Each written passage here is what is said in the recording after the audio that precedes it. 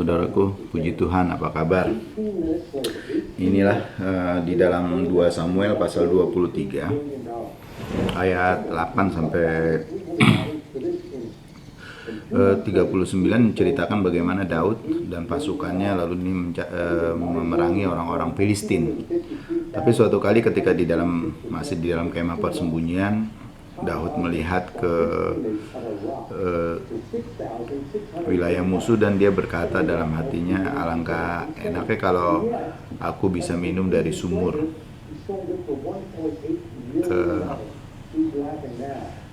Daud berkata di 2 Samuel pasal 23 ayat 15, lalu timbullah keinginan pada Daud dan ia berkata, sekiranya ada orang yang memberi aku minum air dari perigi Betlehem yang ada dekat pintu gerbang.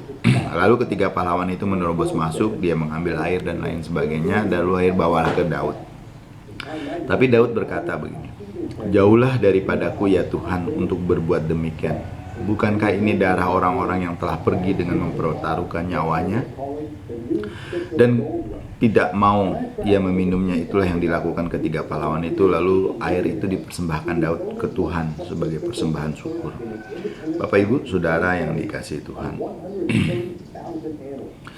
ada istilah mediokritas. Istilah mediokritas adalah sebutan untuk kelompok yang rata-rata. Ini adalah kelompok orang-orang yang bukan yang terbaik dan bukan juga yang terburuk. Jadi mereka yang rata-rata, ya istilah kita lumayan lah gitu. Kalau ditanya pekerjaan kita digaji berapa, ya lumayan. Gimana hasil kuliahnya, nilainya, IPK-nya lumayan gitu. 2,7 ya standar rata-rata begitu Bapak Ibu Saudara.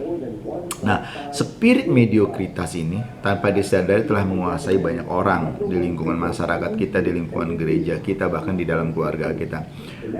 Hal ini terkadang dipakai dalam ini adalah warna abu-abu, putih enggak, hitam enggak. Jadi dia di tengah-tengah gitu. Nah, kita sadar bahwa seringkali saudaraku, dalam hidup yang kita jalani ini menjadi seperti biasa-biasa saja. Dalam keseharian kita, aktivitas kita, dalam pekerjaan dan dalam pelayanan kita kepada Tuhan, semua seperti biasa-biasa saja. Kondisi ini tidak sejalan dengan firman Tuhan. Tuhan ingin hidup kita melampaui mediokritas. Tuhan ingin kita di atas rata-rata. Tuhan menginginkan kita jadi yang terbaik. Untuk itu teladanilah pemimpin-pemimpin yang telah menginspirasi saudara, menginspirasi kita untuk mengalahkan spirit mediokritas ini. Terimalah setiap tugas dan tanggung jawab yang diberikan kepada kita dengan komitmen tinggi.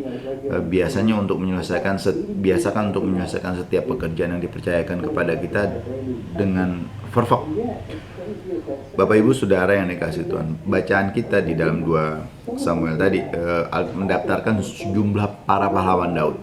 Para pahlawan yang penuh dengan keterbatasan, sebagian besar mantan penjahat, namun perjalanan hidup mereka dicatat menjadi orang yang melampaui mediokritas.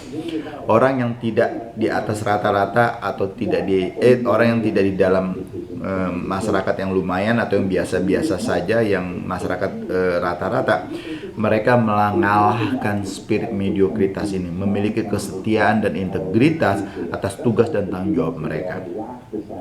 Bapak Ibu Saudara yang dikasihi Tuhan, ini dalam keadaan merasa nyaman dengan mediokritas, apakah kita menjadi orang yang seperti itu? Sadarilah, rencana Tuhan bagi kita bukan menjadi masyarakat mediokritas. Miliki kesetiaan dan integritas firman Tuhan. Miliki kesetiaan dan loyalitas kepada perintah-perintah Tuhan. Di dalam melakukan apapun, lakukanlah dengan yang terbaik.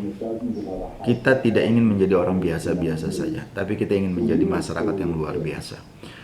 Kiranya Bapak Ibu Saudara yang dikasihi Tuhan mau terus belajar untuk menuruti apa yang Tuhan inginkan di dalam kehidupan kita. Ketika Tuhan berkata kamu adalah terang, artinya kita lebih dari yang ada, dari orang-orang biasa. Ketika dikatakan kamu adalah garam, kita adalah lebih dari rasa yang ada. Karena asin itu, garam itu warna yang luar biasa. Mari kita berdoa. Ampunilah kami ya Tuhan apabila selama ini kami merasa nyaman dengan kehidupan yang mediokritas, kehidupan yang lumayan, kehidupan yang rata-rata. Berikan kami kekuatan, berikan kami kegigihan untuk terus berjalan dalam